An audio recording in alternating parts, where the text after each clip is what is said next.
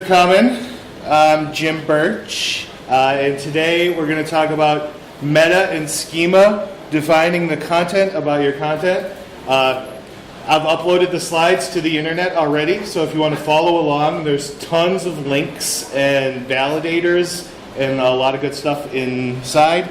I tweeted the link to that out at the Jim Birch, or the URL jimbir.ch/meta schema Drupal. Okay, I'm a senior Drupal engineer at Canopy Studios, who is a sponsor of this event, and we're looking for great talent, so stop by the booth in the big room over there and work with me and a bunch of wonderful people. So today we're going to talk about how our website performs when it leaves our server. So, you know, as themers and site builders and developers, we know how our site looks when somebody visits it in a browser or a phone on our computer, on our server. But what happens when it leaves our website and goes to other places like social media and search engines? Everybody displays our content just a little bit differently. We're going to talk about search engines, but in reality, Google has 90% of all web search volume. It's a near monopoly that combines YouTube, Google Images, and just Google Web Search. There are other players involved like Bing, Amazon, Facebook, and DuckDuckGo. If you leave North America, you have a few Chinese and Russian. But if we're talking about the US or North America or most of the world, there's 90% of all web search volume. So what happens when Google stops sending traffic to our website? They've started to answer their users' intent by displaying information in their search results from our websites. So you can see this in a variety of different ways, from what time it is to what is Drupal used for, who won the Mega Millions last week, are there electricians near me, who is Abraham Lincoln, who's on Mount Rushmore, what Drupal 8 modules are the best, how am I going to get from here to SFO tomorrow? And then even more scary is what happens if there's only one search result? The world's going to speech. How many people ask Siri anything today? I mean, it's pretty crazy. And Siri and Alexa and Google Home only give you one search result. We can get in the game now with structured markup. Here's a quick little sketch up that I would do if I was looking at a design that I get from my awesome designers. You know, I would look at this and identify the pieces of content in this content that I could mark up with structured data. And it would give us a fighting chance to compete against our competitors. Okay, so the too long didn't read, bottom line up front, we're going to go through these specifications about metadata and structured data. And then on the right, we have validators. So once we know the specifications of this metadata, we can validate it. So like all good developers, we want to write tests for our work. And that's how we can prove to ourselves and our clients that we're doing it right. So all of these things are linked here. You can go check them out later. So meta, it's from the Greek preposition meaning after or beyond. It's a prefix used in English to indicate a concept which is an abstraction behind another concept used to complete or add to the latter. Okay, so this is my little avatar, and that's a picture of me and, like, you know, meta.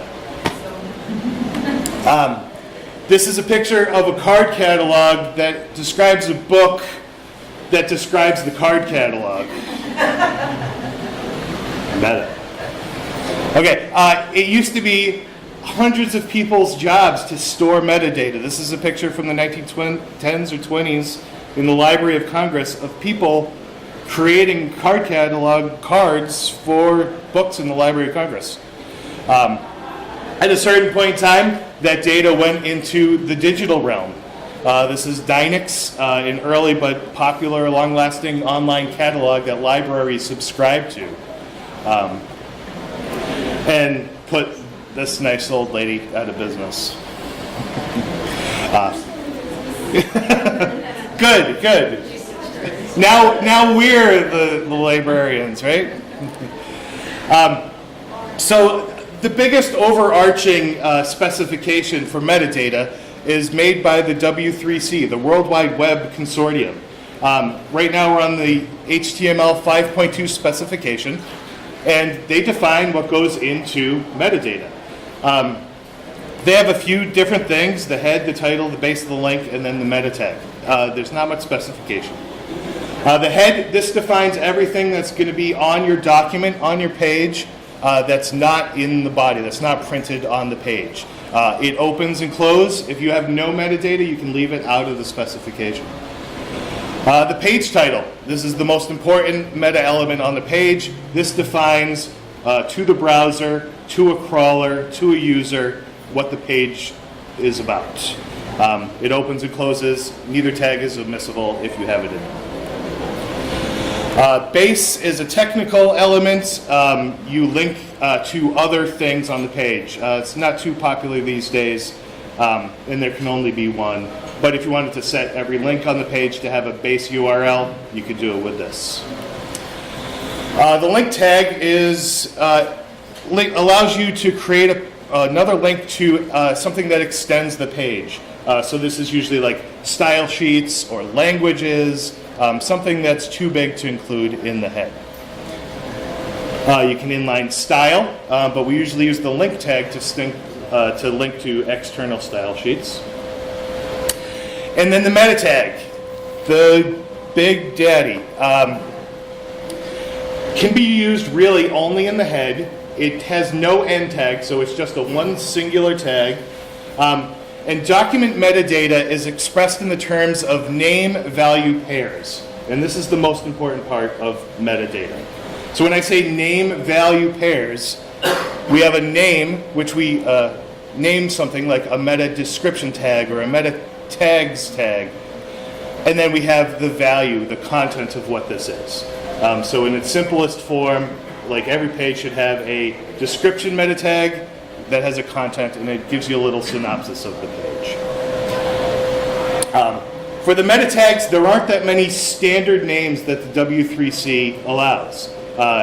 Author, description, generator, keywords, it's not even used by anybody anymore, and referrer. Basically, the description is the only one that's really used a lot. Drupal comes with the generator. This is Drupal 7 or Drupal 8, but I usually like to take that out so we don't let robots know what kind of site their site is so they can hack it.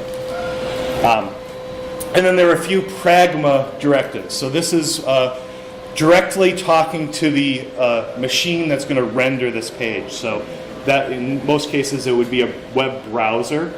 So you can define what type of content this is, if it's a HTML or an XML or an RSS, or if it's a content language, if it's English or Spanish or whatever else. These are basically just for the browser. And then, because that wasn't enough, a group splintered off from the W3C. There was like a fork in the metadata community. And the WHATWG, the Web Hypertext Application Technology Working Group, forked off of themselves and, let's see if we can pop this open here, started another group that registered meta tag names. And in this group, they can take applications just like a professor would or a university would. You know, you can submit, I want to have these names, and no one else can have these names. And if you do your proposal right, they will accept them.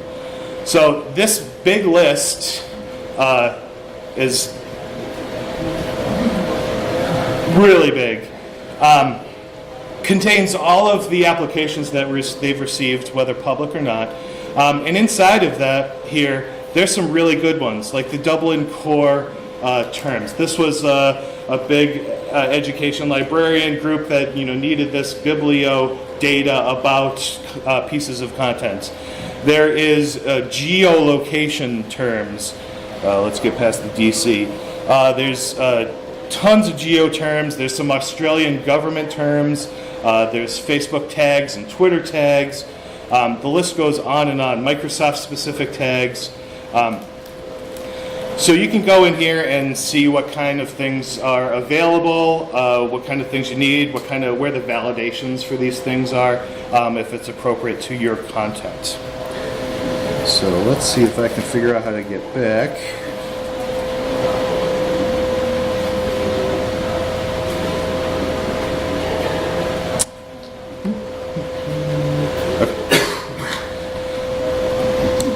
Beyond that application, as web developers, we always have unique needs for our clients. You can create your own meta tags. This is perfectly legal, and it will validate in the W3C validators if you have that name value pair. So some things I've done in the past was weigh search options for an outside search engine. So like I had a documentation for a software, and every year they'd come out with a new version, and we'd weigh the version number higher in our search results than previous things. People have looped through Drupal taxonomy terms, and you could put your categories as meta tags, and your tags, or whatever else, your content type name, if it was going to be consumed by something else in your application. So lots of flexibility there. Now that we have all our metadata done and our meta tags completed, you can validate. The W3C Developer Tools has a unicorn test, which you can go in and enter your URL, and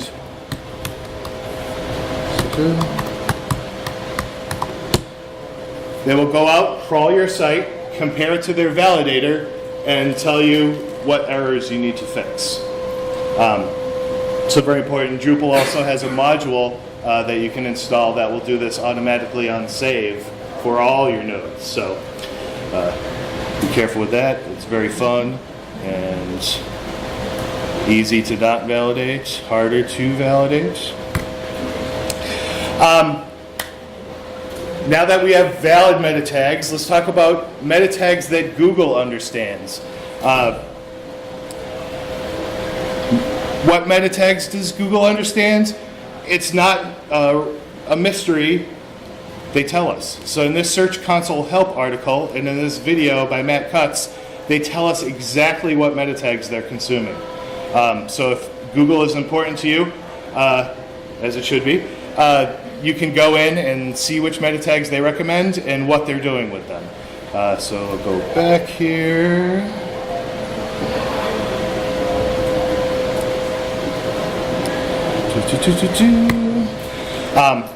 They consume the title, the description, the robots directive, whether you want Google to crawl or not crawl the page. You can speak specifically to the Googlebot crawler, telling them you want them to crawl or not crawl, versus like the Bing bot or the Yandex bot. You can advise Google that you don't want a site search links box or them to translate your site in Google Chrome. So these are two Google-specific things. And then you can use the Google site verification for Google Search Console, and then a couple of the pragmatic directives, the content type, the character set, and whether you want the page to refresh or not. Next up is Open Graph Protocol. This is a protocol for meta tags that Facebook sponsored and open sourced, and a lot of the web is using to mark up rich objects in the web. So not only is this web page a page, but you can define this URL as a rich object. So some of the rich objects are music, video, articles, book, people, and websites. So if you have ever gone to Bandcamp or SoundCloud or Pandora and clicked the like button, you can go into your Facebook profile and see that it's under music in your likes. It's no longer a web page, it is a piece of music. So this URL creates that. Inside of the Open Graph Protocol tags, there's this OG prefix, and then you have these 4 required fields. Title, that type we just talked about, an image, and the canonical URL. So this Open Graph Protocol was the first thing that introduced images onto your content. So you always want to have, if it's shareable, an image on your nodes that you can set for this. So when it's shared on Facebook or now LinkedIn and Pinterest and anybody else that consumes Open Graph tags, they display that image with your content. Once you've added these in, there are 2 debuggers and a hack that you can do in LinkedIn. Facebook debugger, you log into their developer tools, you can put the URL in and rescrape the URL. Very handy if you spell the CEO's name wrong and just shared it on Facebook, you can go and fix that edit and then get Facebook to rescrape. Same thing with Pinterest.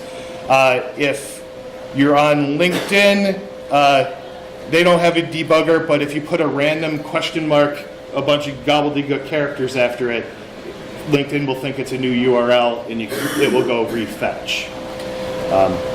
Not so good if the CEO's already seen it, but so not to be outdone by Facebook, Twitter created their own version of this called Twitter Cards, in which you can attach rich photos, videos to tweets in their feed. So there are 4 different types. They don't separate it by what rich object, which content type. They separate it by how you want the content displayed in their feed. So there's the summary card. That's like a small little tick. There's the summary card with large image, which is what gets the most real estate in Twitter. That's the big image with the title and everything at the bottom. There's a player card for audio or video, and an app card if you have a game or a mobile app or stuff like that. They also have a validator that you can go on their developer site, put in the URL, it will go and scrape, and they'll tell you exactly what you're doing right and if you're doing anything wrong. So, how do we implement meta tags in Drupal? Why, with the METATAG module, of course. The METATAG module has a core module with a suite of functionality, and then this gigantic list below it is for all these sub-meta tags. So METATAG itself will get you the default W3C ones, then you can add in Open Graph, you can add in Twitter cards, you can add in Dublin Core and Dublin Core Advanced, and the list goes on and on. You can even create your own sub-meta tag modules if you need to create your own. So the METATAG module, once you install it, it comes with METATAG defaults. In this case, right out of the box, you have global meta tags. This is something that's set on every piece of content. Underneath that, you have the page not found and the page access denied. So you want to put different meta tags on that. You have a front page one and a content one. So you can attach more, but this is the core group, and they're cascading like CSS, like cascading style sheets. So if I do nothing, everything's going to get the global. If I overwrite global with content, it's going to, just get content, but the front page and the 404 and the 403 would still get the global. If I set it up for a specific content type under content, then that would get those overridden, and the rest of the pieces of content would get the content. So basically, children inherit the settings of the parent unless they're overridden. And in Drupal, we use token values of what we've entered in the field to dynamically create these defaults. Here's what the form looks like, and it's very basic. So we have title, description, abstract, and keywords. And inside of that, we have the node title token, and then the site name token, and then a field for a teaser token in the description. Once we have it all set, this is what it looks like. This is a more complete example. I have the description set, I have an image source, I have the open graph and Twitter card set going down the line. So I use the title and a bunch of different field tokens to complete this content. For the developers in the room, once you have this set in the database, in the UI, you can set it all, it gets exported to config. So some people will just go dive in right to this configuration, and again, we get back to the name value pairs. So if you look at the top, it's just like what language, what the dependencies, the ideas, what it's going on. Then you get into the actual meta tags, and on the left you have the name, colon, and then in quotes you have the value there. So if anybody loves YAML, pretty cool stuff. So what happens when we set all these meta tags on a piece of content? We have a million fields. So this is just like a couple open graph modules, the Twitter module, and the regular module. Like if we put the Dublin Core and the Dublin Core Advanced, this would be 3 times as long. You can take this form, we set those defaults, we can take this form and add it to every piece of content. So we've set those defaults, but on an individual page basis, you could allow an administrator to override those settings. This is what the METATAG field looks like on the node edit form. So basically it just appears in that right sidebar in your admin, and the editor can just go in and figure out whatever tags they want. I've found that this can be totally overwhelming. They just want to set the description or change the image, or maybe say, robots don't index this page, I don't want this in Google. So it can lead to mismanagement. Or it can overwhelm you so they're not even going to use it in the first place. Too many forms on that node edit screen can be a performance hog too, so your site can be slow to edit, which also makes our editors mad at us. There is a METATAG field settings now. This came out about in the last couple weeks. So we could just say, you want to override the open graph on a form, check that box. That would be the only field that shows up on the node edit form. If none are checked, all appear. If one is checked, one won't appear, that kind of thing. But what I like to do is I like to add a few fields onto the content type that don't get displayed in the view at all, or could if you wanted to. But one for the description, one for the image. If I know that image is going to be used for the meta image, I can make presets specifically for Facebook and specifically for Twitter. They're slightly different, but around a similar aspect ratio. And then I can add a field group to organize them in the node edit form. So that's what this looks like. I have a summary tab on my node edit form, and I give them the title, the teaser, and what image do we want to use for that meta description, and then a second tab for the content of the page. This really helps isolate the metadata and present it to the administrator in a way that they can easily maintain. Okay, to sum up, we're going to install the METATAG module and any submodules we need. We add fields that we need to the content types to get those tokens that we need. We set the global meta tags, and then we test and verify. And that is the end of the meta section. Okay. All right, so now we're going to talk about schema.org schemas. The schema.org community arose from Google and Facebook and Microsoft all coming together and saying, we need a better way. So their community activity with a mission to create, maintain, and promote schemas for structured data on the internet, on web pages, email, and beyond, whatever comes next, right? The most commonly used schemas are listed on their site. There's a lot of rich objects again.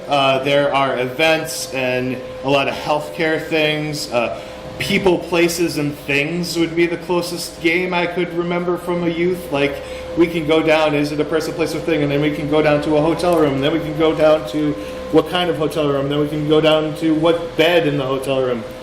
So you can follow those schemas all the way down the big list. This is what a schema markup looks like in line. So with markup, we're defining the item type. This is a sports team. It has a name, the 49ers.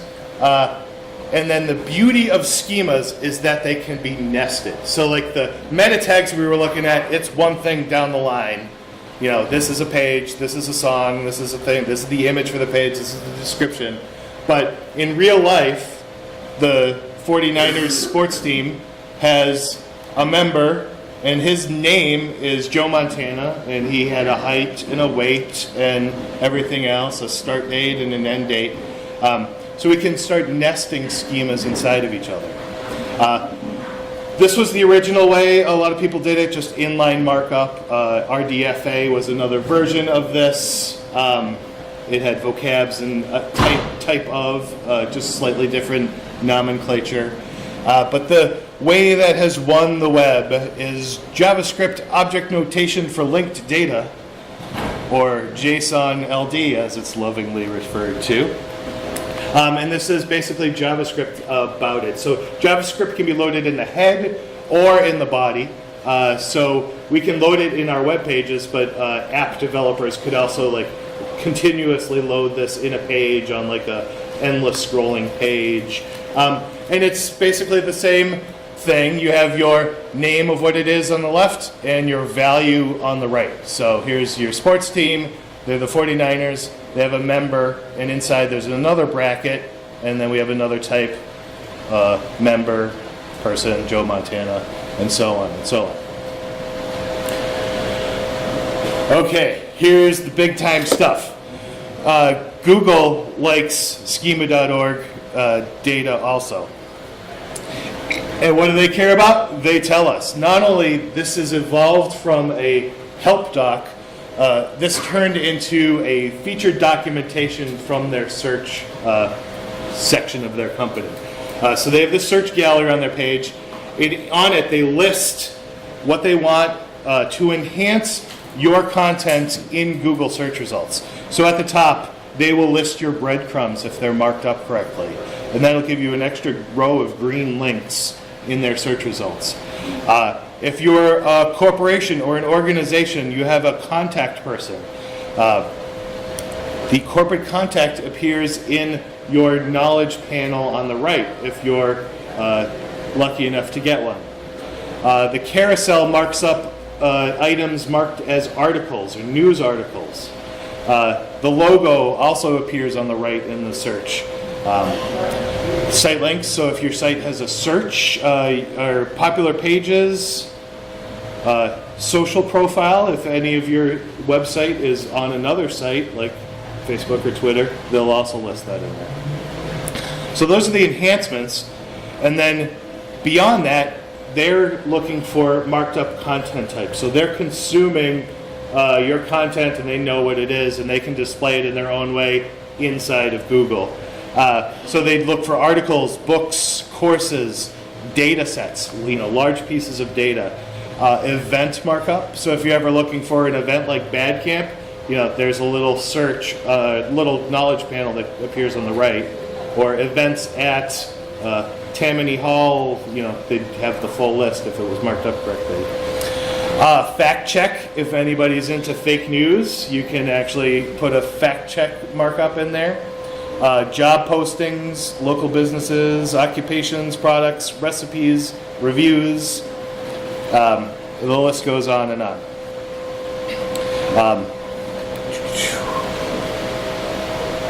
That's what I just said. And that too. This year, they've added half a dozen new features. Speakable was added a couple weeks ago.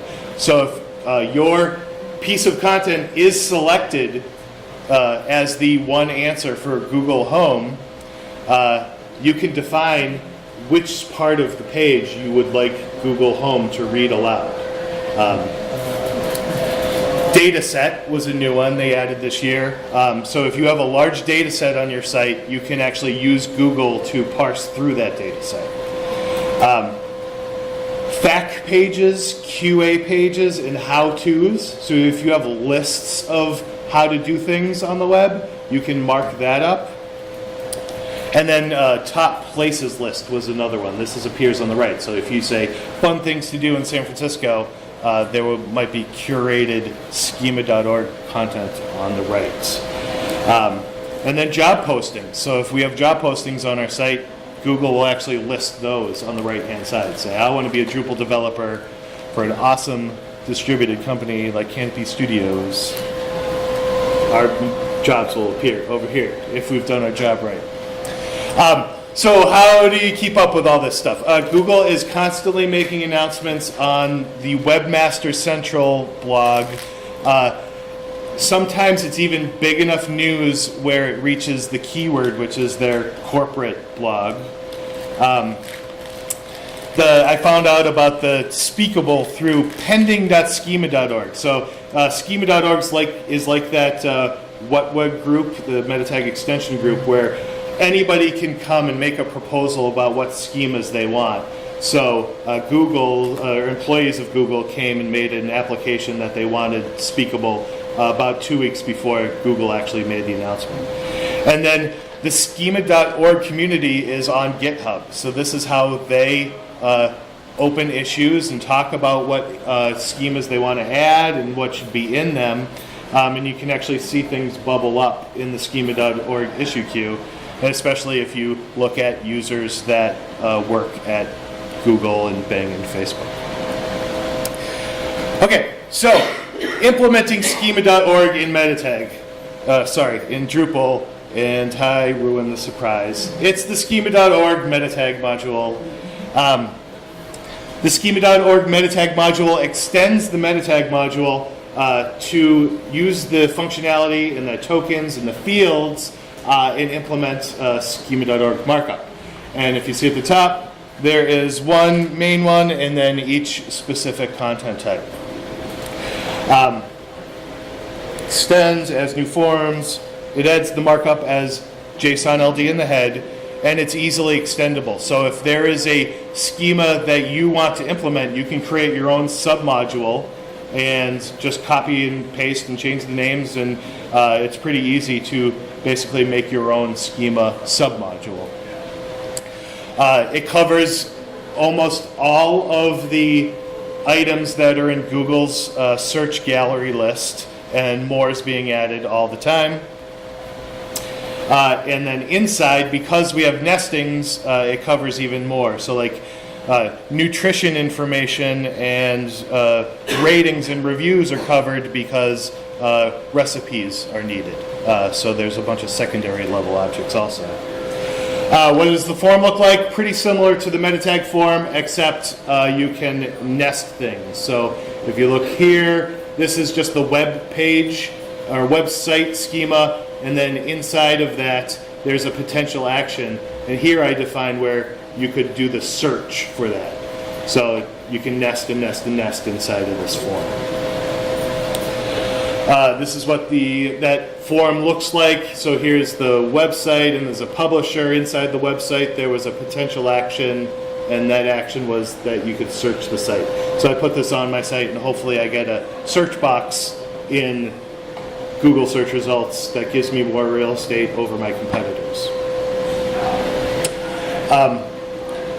Where Drupal really shines is their content modeling. So we talked about the cascading nature of the meta tags.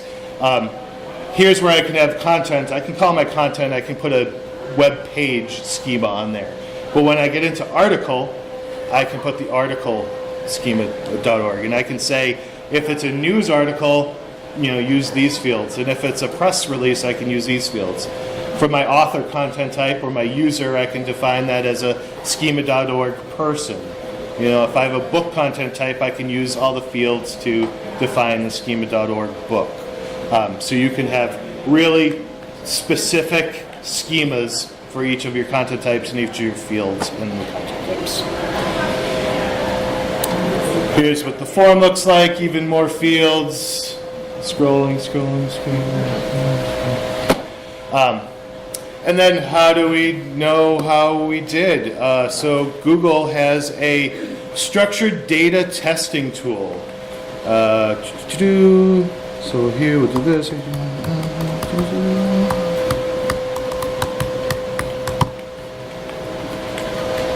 So this tool will go out and fetch, scrape the page, and then come back and tell me which schemas I have. So I have website and person here, and all of the fields that are in there, and then nested fields, and look like I have an error on one of my fields. So I should go back and fix that before my next presentation.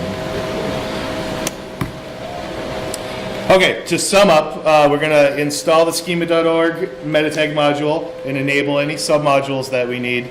We configure that METATAG default per the content type, so we get as specific as we can, and then we test and verify on a few different pieces of content.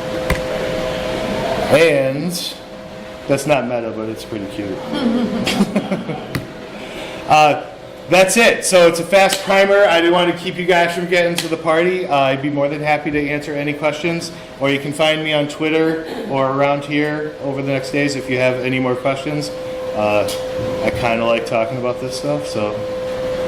I'm curious about the Alexa and the Google Voice and all that, and if you're using speakable things that can be more likely, is it just saying what part of the page will be spoken, or is it going to be more likelihood of being chosen to be the first thing chosen? Okay, so the question was, how does the speakable schema.org work with Google Home, Alexa, and Siri?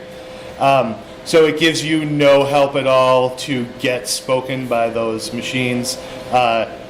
It basically helps if you do get chosen by them as a web search, then it would define which, you can actually identify which piece of content in a tag, or you can say which class or ID that you want to use to mark it up.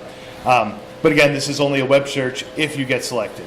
I know the Google Home and the Alexa have apps that you can create where you can create dialogue. So you say, Alexa, app name, tell me something. Completely different than that. It's just it's probably only to help large publishers define which sentence of the article they want to present. Unless you become a domain authority about some answer, then that would just help you reach your audience better. I was curious, you mentioned that just in the last week or so, there was some new METATAG added, or this was added, that was added, and Google's algorithm changed.